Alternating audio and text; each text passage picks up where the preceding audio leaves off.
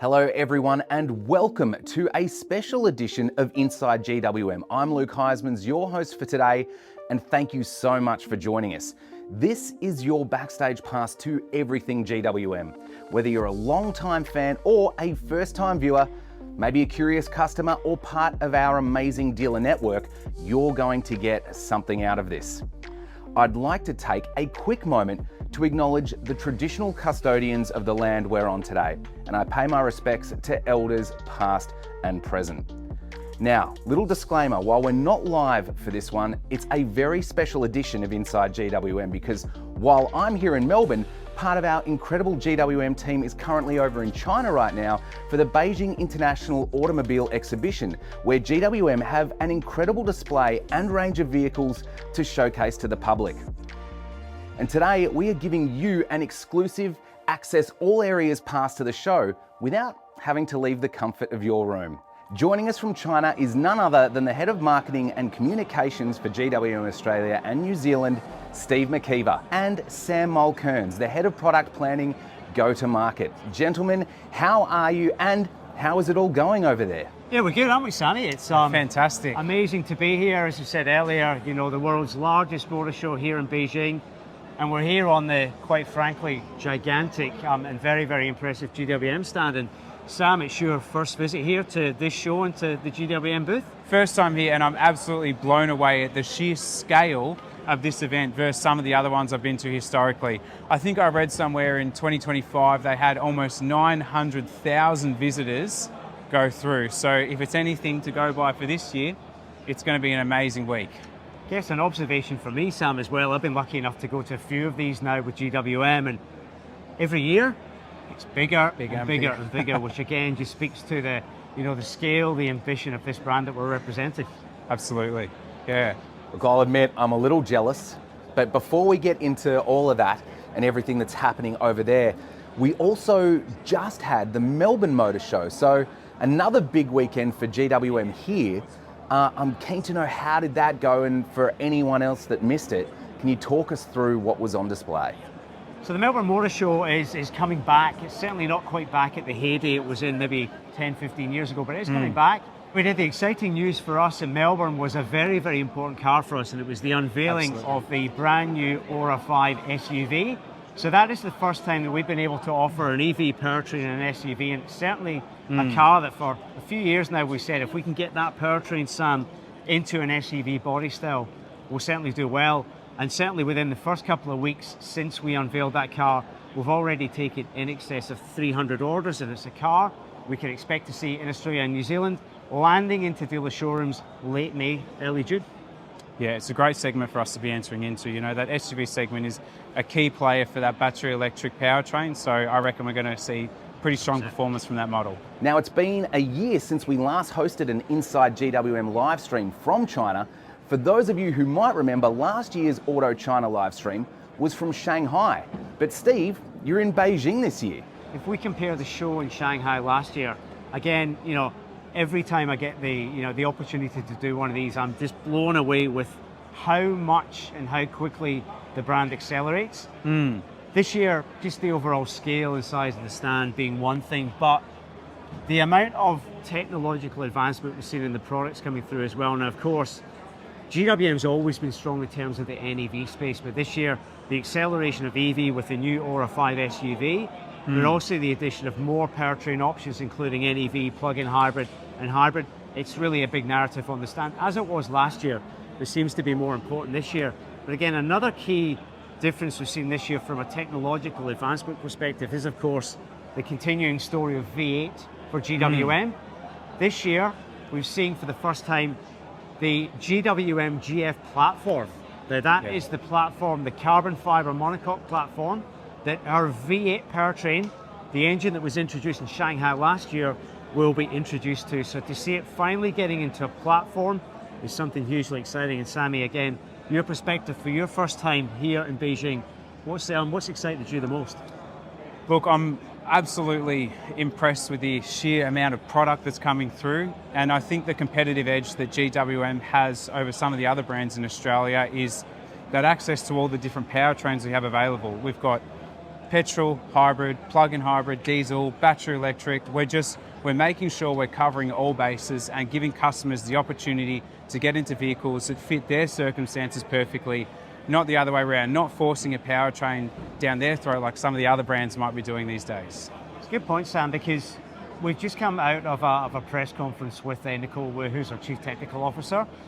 And in there we talked about a number of things, including diesel hybrid, plug-in diesel hybrid. Again, another example of just how GWM is accelerating the technology. And then one of the questions we were faced with by most of the Australian and New Zealand media core was about how we're going to manage the rollout of so many different powertrain technologies. And for us, number one, it's incredible to be working with a brand that gives us so much choice, both in terms of powertrain and in terms of product. The job that Sam and his product team and we collectively have to do when we get back to head office in Melbourne is to work out exactly how each powertrain fits with each model, but also, as importantly, how each sub-brand plays out. So Haval, Canon, Way, or a Tank, and how each of those sub-brands play out with our powertrain technology strategy as well. Absolutely, just understanding the role that they have in the Australian market and making sure that the sub-brands fit the needs of the Australian and New Zealand consumers. I think everyone can agree we're all excited to see what's coming. Now, there has been a clear narrative from GWM locally around the expansion of NEV or new energy vehicles, options particularly with PHEV and EV. Is there any more news on that from a global perspective, especially given everything that's going on with the uncertainty of petrol and diesel right now? NVS is definitely going to be one of our strengths and differentiators versus some of the other more traditional brands that we're coming from. So we're coming from a position of strength, having the opportunity to have all these electrified options. And as we continue to add even more in the future, we just need to make sure that what we're adding, again, fulfills the customer's needs as well as our own NVES priorities. I think even with NVES though, as much as we talk about NVES, and it's an important thing for us as an OEM and a brand to consider because it does have impact in terms of what we should and we're able to bring in, but if we think about the consumer at the end of it, that's who we're very, very much focused on. Yeah. Now, of course, since we had at the start of global turmoil and what's been happening in Iran and a spike in fuel prices going back 6, 7, nearly 8 weeks ago now, what we've seen as a brand is that the demand for the hybrid, plug-in hybrid and EV products that GWM has got has gone through the roof. Quite frankly, we've never seen demand spike quite the way it has in recent weeks. We were already a strong brand up to number 7 in the marketplace, but the demand we're seeing now is outstripping that already. I think that's testament to the choice we have, but testament to the amazing technology that offers customers the ability to pay off that powertrain investment in as little as 18 months.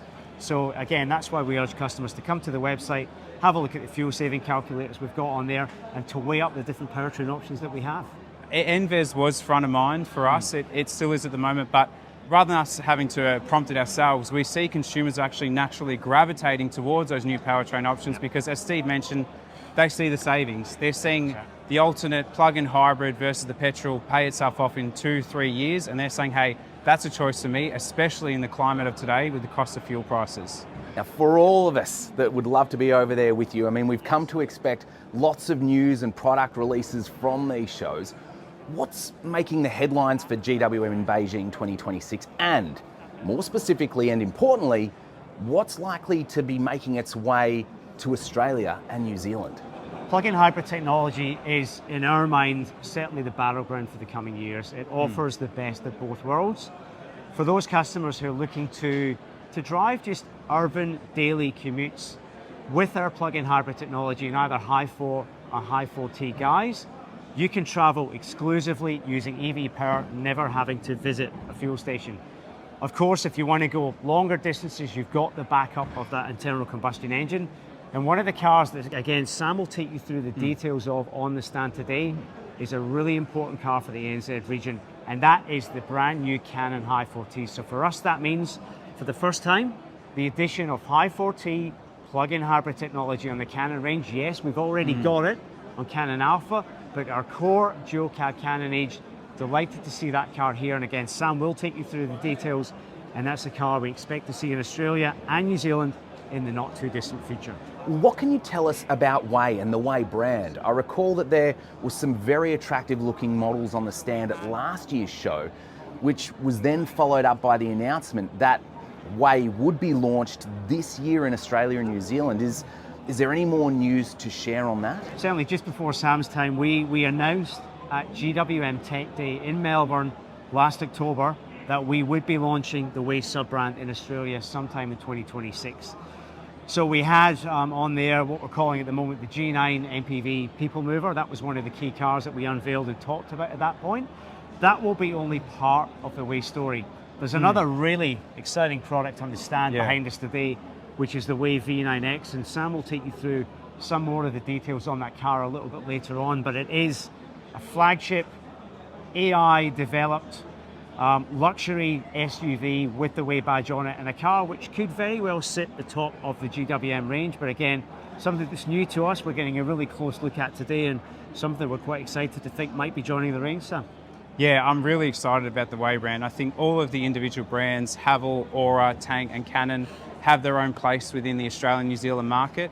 Way is going to be positioned as GWM's premium brand in Australia and New Zealand, as it is globally, but we've really got to think long and carefully about our brand structures and where Canon, Haval, Tank, Aura and Way sit together.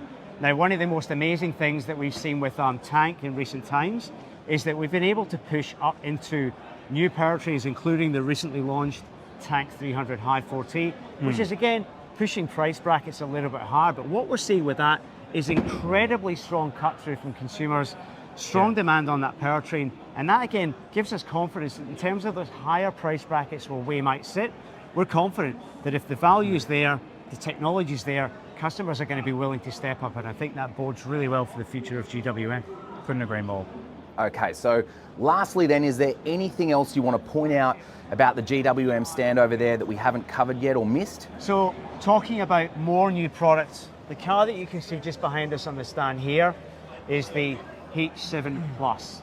Now, this is a car, obviously the H7 nameplate we're familiar with in Australia and New Zealand already, but ultimately this car here is going to be the future H7 model that we hope to be able to launch in the ANZ region Q4 later this year or thereabouts. We'll certainly share more information when we can. But the key thing is, and again, comes with high 4 technology. We will have plug-in hybrid technology options there as well. The car we see here today is a 5-seat option, but is available with potentially 7-seat options as well. So another option in terms of new models to bring to that Haval SUV monocoque range in the ANZ region. Yeah, to add to that, I really like where the design's going with this model. You know, we had some interesting feedback for the current generation H7. It's a bit divisive. I really like it myself. Partner loves it. But some of the feedback was, you know, can you make it a bit more aggressive? Can you make it a bit more for the Australian, New Zealand consumer? And I think the design language that we have here really speaks to that. And I think if we have the opportunity to bring it into the Australian market, I think it will do exceptionally well. So on that note, I guess I'll wrap things up here. Team GWM, thank you so much for all your amazing insights. Sammy, thank you. Luke, as always, great to see you. Shame you can join us here this time, maybe next year, mate. And again, it's great to present what we've got here to everyone back home, and we'll look forward to seeing you again. Thanks, team. We'll see you all back in Australia. Now, if you're keen to learn more or even take one of our vehicles for a spin, head over to gwmanz.com to explore the full GWM range and book a test drive. Thanks for tuning in. Keep an eye on the website and social channels for all the latest news and details of our next live event. And until then, drive safely and we'll see you again next month.